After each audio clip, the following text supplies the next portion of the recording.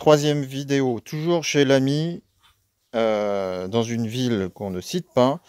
Alors, ici, on a l'ancêtre des carottes, c'est ça? Oui, de Chervy. De Chervy, d'accord.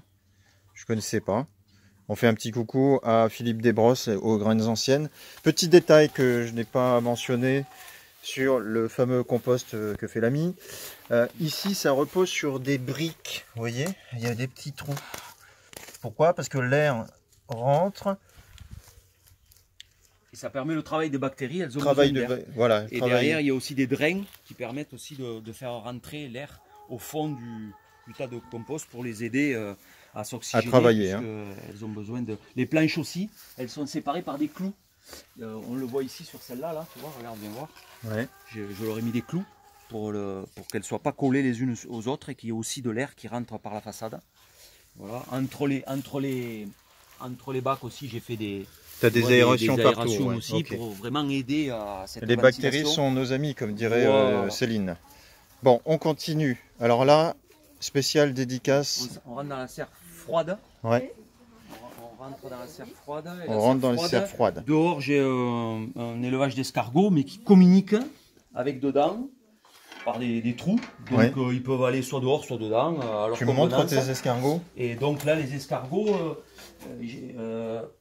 je les ramasse dans le jardin, sous des tuiles, que je mets au pied des légumes que je plante. Ils sont attirés par les jeunes pousses, et quand je vois une pousse qui commence à se faire croquer, ben je soulève la tuile qui est devant, et 9 fois sur 10, il y a l'escargot ou la limace. Les limaces, elles vont au potager, et les escargots, ils vont là à se reproduire. Ils vont dans le poulailler, les limaces? Les limaces vont dans le poulailler, ouais. C'est ce que j'ai dit, non? Potager. Ah, pardon. Et voilà. Et, donc, et les escargots, donc tu manges les escargots. Ouais. Alors c'est une technique, comme l'expliquait aussi Céline, où on coopère avec la nature. Et tu disais, toi, tu acceptes que... tiens, un petit lézard, ici, peinard. Tu acceptes que de faire de la production de tomates pour... Ce pied de poivron, il a 2 ans. Ah oui? Ouais. En fait, quand ils ne gèlent pas, ils peuvent vivre plusieurs années.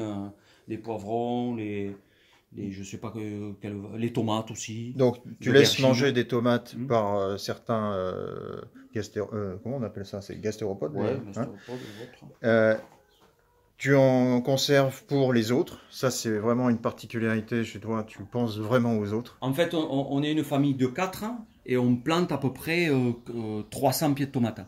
Sur les 300, il va y en avoir 20% qui vont mourir de maladies ou par des ravageurs, limaces ou autres. Ensuite, j'en donne une bonne partie aux amis, par-ci par-là. Et le reste, ben, c'est pour moi. Et s'il en reste, ben, ça se ressème. Et l'année d'après, je n'ai même pas à le planter parce que ça se ressème. Allez. Donc là, on a de la canne à sucre. Là, on a de la poire de terre. Alors, il y en a en pleine terre aussi dehors, mais j'ai voulu en mettre un pied dedans. La poire de terre, c'est quoi? Ben, dedans, ça te fait des tubercules grosses comme des patates que tu peux manger crues. Ou c'est un peu sucré, c'est pour ça que ça rappelle le goût de la poire. Et ça, c'est quoi? C'est un oranger. Oranger. Un oranger, un citronnier, un mandarinier, un kumquat.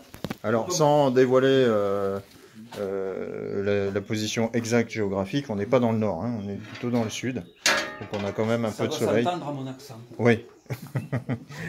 Bon, allez. On va voir la méthanisation alors. On va voir la méthanisation. Tu me rappelles le nom de ce fruit délicieux que j'ai goûté là tout à l'heure? Que je ne connaissais pas. Le néflier du Japon. Le néflier du Japon. Je vous conseille. Celles-ci, elles sont un peu... ces fruits sont un peu mûrs, mais c'est exceptionnel. Ah oui, ce que je voulais dire aussi, c'est que la technique donc et la philosophie de l'ami, comme ça coopère avec la nature, c'est que pour éviter de flinguer de la limace pour flinguer de la limace, bah, tout est recyclé.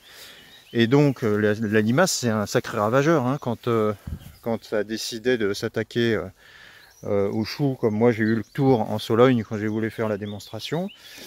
C'est un sacré ravageur. Donc la limace, dans la journée, on la laisse manger un peu, et après, quand la nuit arrive, elle se réfugie sous la tuile, hein, c'est ça? Tout à fait.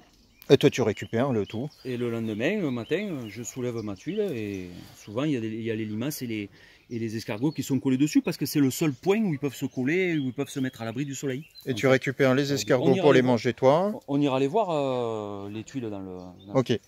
Allez, il nous reste 4 minutes. On parle de la méthanisation. Là, on a le digesteur. Donc, en fait, c'est ni plus ni moins qu'une fosse septique. Donc, une fosse tout aux eaux, une cuve qui récupère les eaux usées de la maison et dans lequel les bactéries vont générer des gaz qui sont emprisonnés sur une cloche. Cloche qui est posée sur le liquide et qui, en fonction de la pression du gaz, va être soulevée. Et s'il y a trop de gaz, eh bien, la cloche va sur le côté, laisse échapper le trop plein de gaz. Ce gaz est canalisé au-dessus par un tuyau qui va jusqu'à la cuisinière dans la maison. Donc tu cuisines en gros avec les déjections humaines. Voilà, les eaux usées de la maison. C'est le gaz qui s'échappe de ces déjections. Voilà. Travailler elle-même ces déjections par des bactéries. Une nouvelle fois, les bactéries sont nos amis. Ça crée du gaz, du méthane. Du méthane qui peut être utilisé tant dans la cuisine, c'est le cas ici, pour faire fonctionner la gazinière, que pour des groupes électrogènes. Après, le gaz, on en fait ce qu'on en veut. Ce que j'aimerais dire, c'est qu'en fait, Tu peux me soulever ça? Ouais. Ça, c'est l'entrée. Et à la sortie en face. Après, il y a un champ d'épandage, comme une fosse septique. Et en fait, ce que je voulais dire, c'est que ceux qui ont une fosse septique peuvent très bien le faire à moindre coût. C'est-à-dire que sur leur couvercle de fosse septique, il faut qu'ils étanchéisent un petit bassin sur lequel ils vont mettre une cloche. Alors ça peut être un vieux cumulus ou n'importe quoi, qui vont poser donc dans un bassin d'eau où c'est que le couvercle du cumulus va être emprisonné sous cette cloche et automatiquement les gaz de leur fosse vont être emprisonnés dans cette cloche de métal et ils peuvent le récupérer. Donc ça peut se faire à moindre coût aussi, en low-tech, la méthanisation, pour ceux qui ont déjà une fosse. Voilà. On passe à la... On rentre dans la véranda. Ouais. Et là, c'est pour faire... Ça, c'est la véranda chaude, donc, qui communique avec la maison. Et dans lequel je peux faire des semis plus chauds, dans lequel il y a des spéciale dédicace à Stéphane Linou, le premier locavoriste. Là, j'ai un manguier qui a produit l'année dernière, qui est plein de... Ben, on en voit une petite, là. Tu la vois? Et elles sont en train d'arriver. Des mangues? Des mangues, ouais, un manguier, ouais. Et vous vous rappelez de ce dont s'était privé Stéphane Linou? Des bananes, quand il avait fait son expérience de manger local dans un rayon de 150 km max. Il disait, je me suis privé de chocolat, de bananes, avec son accent, moi j'arriverai pas à reproduire. Et on la chauffe pas, hein. Et on la chauffe pas. Par contre, vous êtes fait un petit truc sympa. Ouais. Ici. Toujours dans cette véranda. Je l'ai acheté, hein. Ouais. On trouve ça sur internet, c'est une entreprise de Lituanie qui livre en France, et donc là c'est ni plus ni moins qu'un jacuzzi au feu de bois. Donc voilà. On allume le feu, c'est un poêle, le poêle est dans l'eau arrive à cette hauteur là, on le voit le poêle là, et puis ça chauffe l'eau, on remue un peu l'eau pour l'homogénéiser, j'ai un tuyau, un robinet qui est branché sur le puits qui est rempli, et puis terminé, on peut rentrer à 4-5 dans de l'eau chaude, et toute l'année puisqu'on est dans la véranda. Voilà. Vue sur un jardin paradisiaque.